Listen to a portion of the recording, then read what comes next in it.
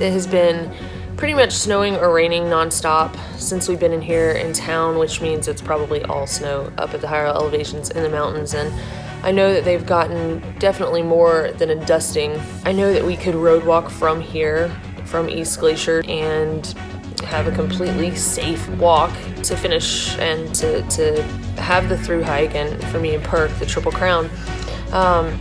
But I just, I don't want to do that unless I have to, but we can't know what it looks like until we get up there and just kind of go for it. So we'll see.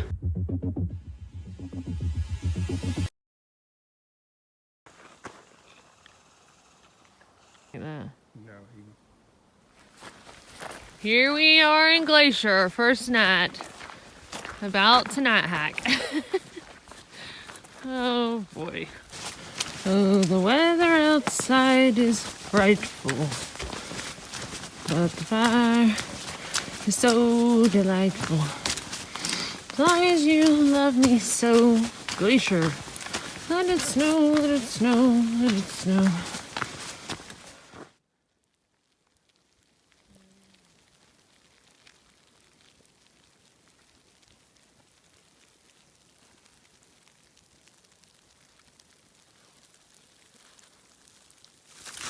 My shoes are definitely frozen.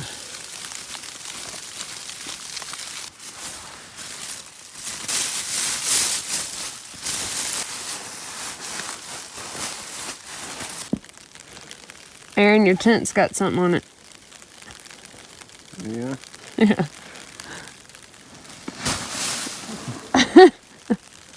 You almost got it all.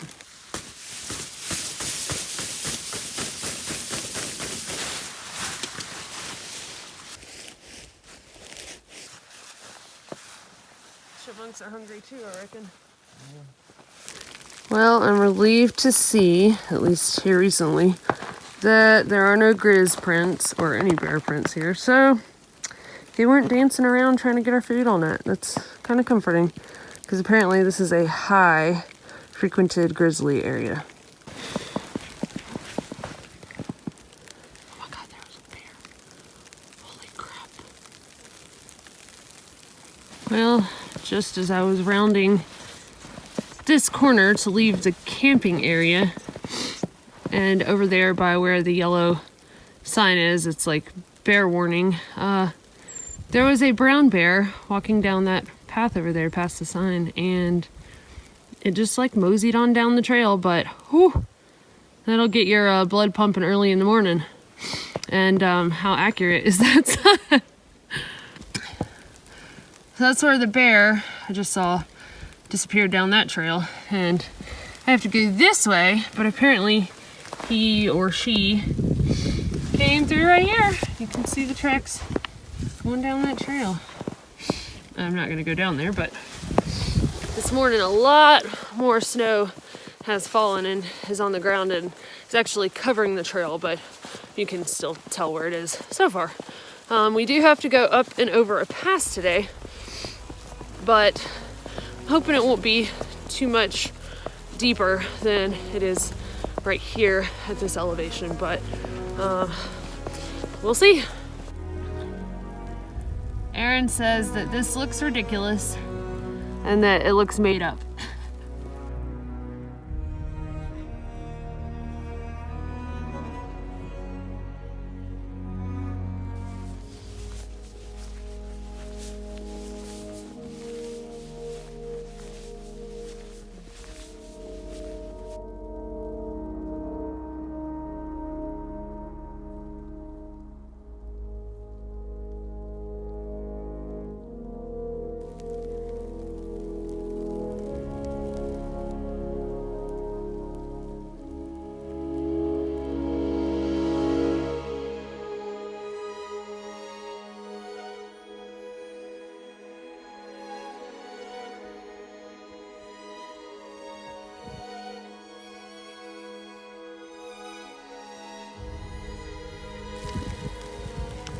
This is where you don't want to go.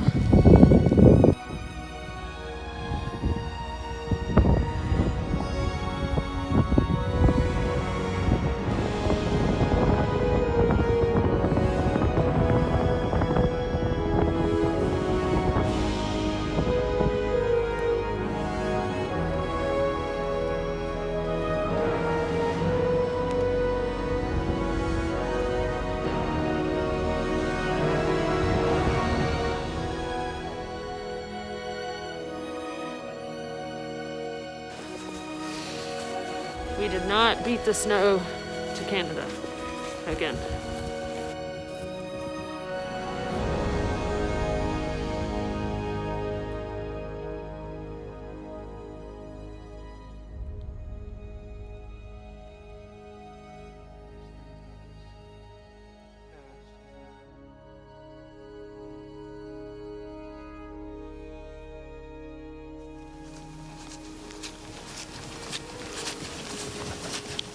Hey. Creeping behind the trees. I slept with my filter last night so it wouldn't freeze. And as I feared might happen, it froze while I was hiking today. It's like noon and ice is forming in my water bottles. So,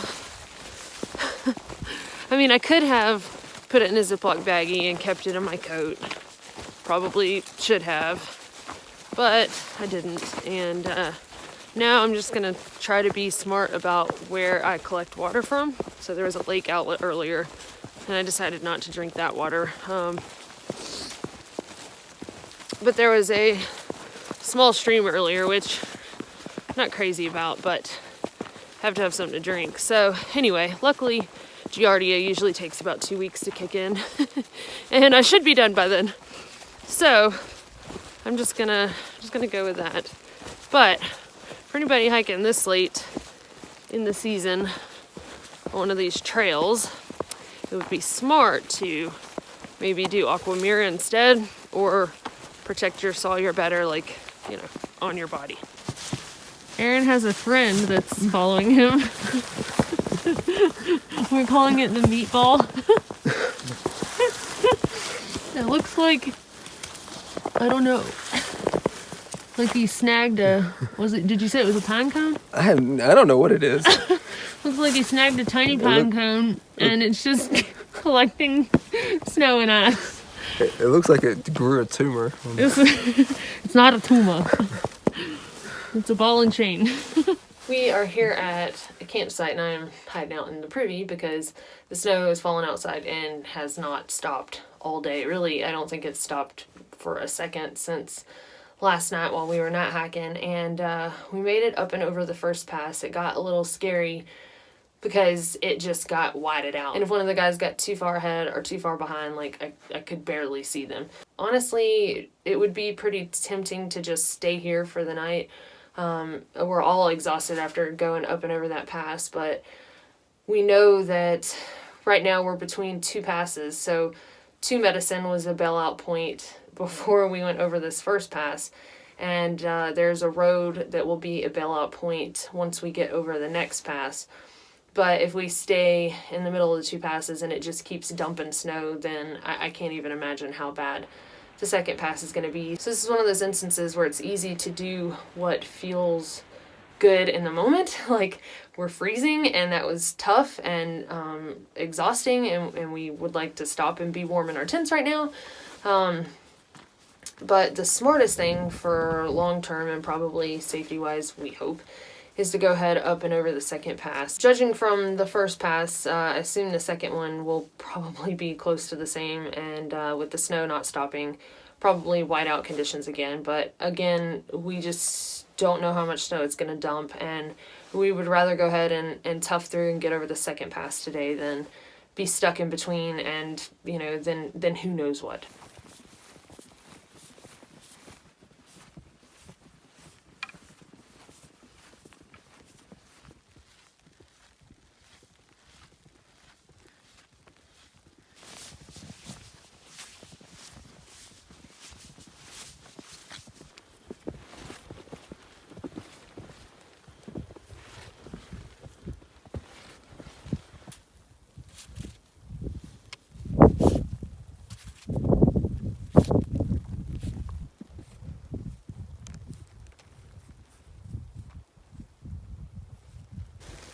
Right on the edge of those rocks, you can see a little outline of a figure. I think it's a goat.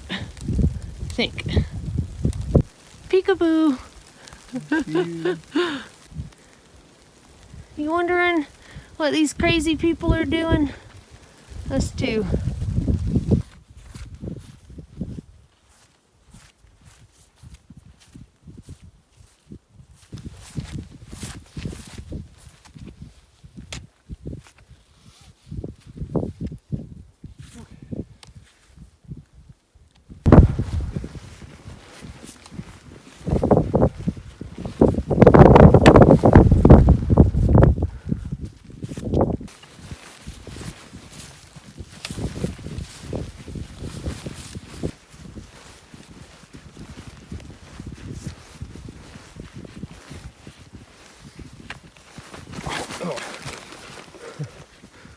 Okay.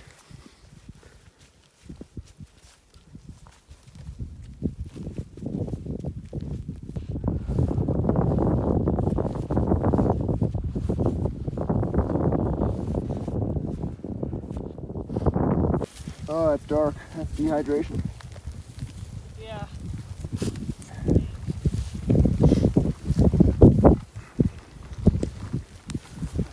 Ooh, Josh.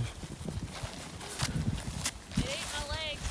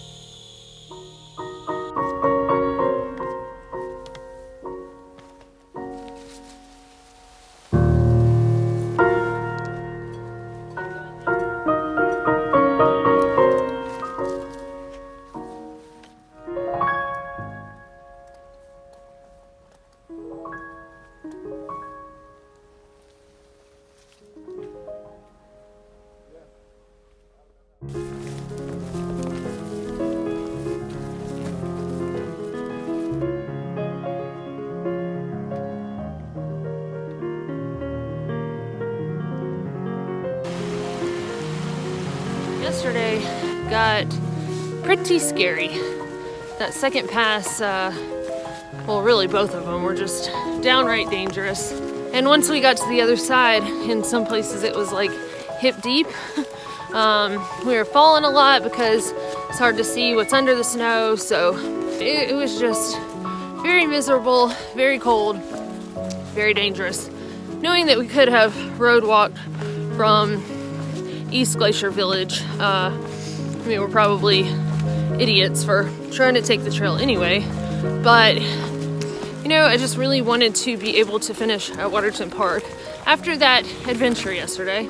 We're gonna go to town today at one of the bailout points and just kind of sleep on it and check out what the weather's gonna be doing the next week or so, and just kind of regroup and warm up, because I think we're all pretty chilled to the bone, and you know, figure it out with full bellies and rested minds, and regroup and see what we want to do.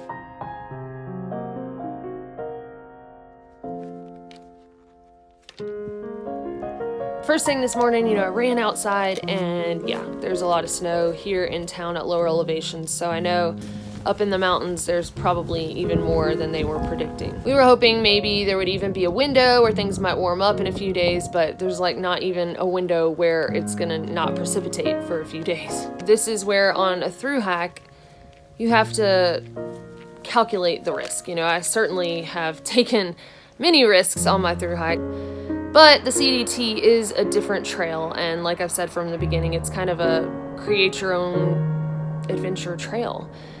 You know, it's kind of tough to not let pride get the best of me, you know. I mean, it's still a completely legal finish to this through hike, but it's just not the way that I wanted the end of my Triple Crown to go.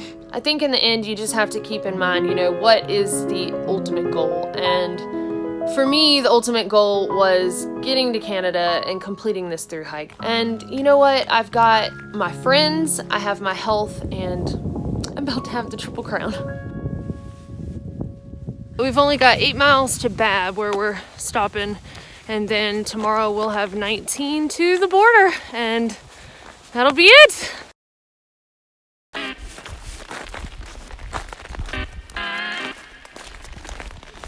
What you doing, Aaron? Just want to have a wild experience? It is currently 24 degrees, and it's supposed to be cloudy today, but it is nice and sunny. Hopefully it's gonna stay this way until we get to the monument.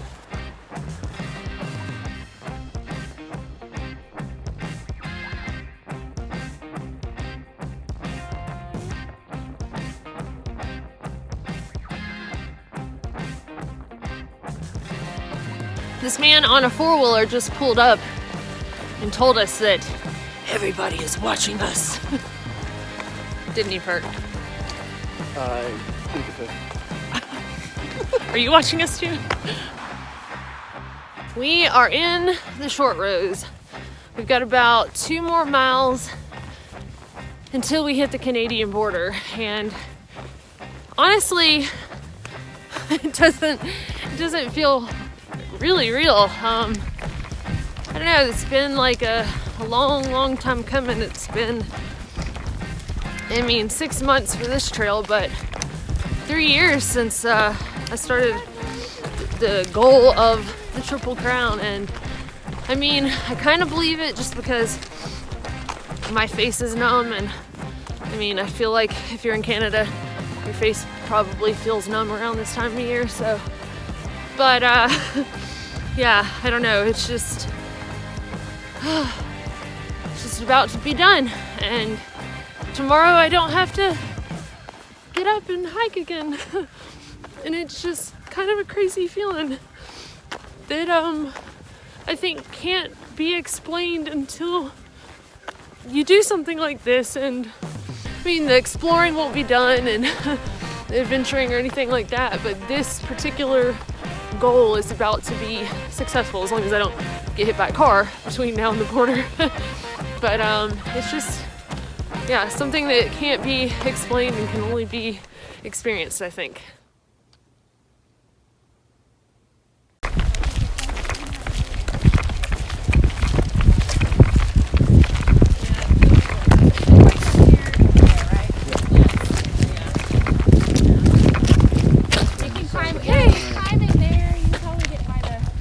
I'll just squeeze. I don't even care. We've been through so much, we don't even. Yeah. Right. You want to go first, Perk? Sure.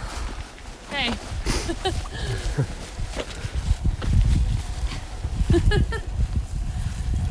Yay! Do it Rocky style. Okay.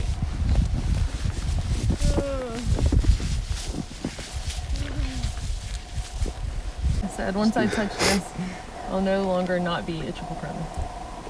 Clear as mud. Yeah. All right. Step away. No. On 3. Doesn't matter. All right. 1, 2, 3. Our powers combined. We are triple crowners. High five. That was a terrible high That was five. different. There we go.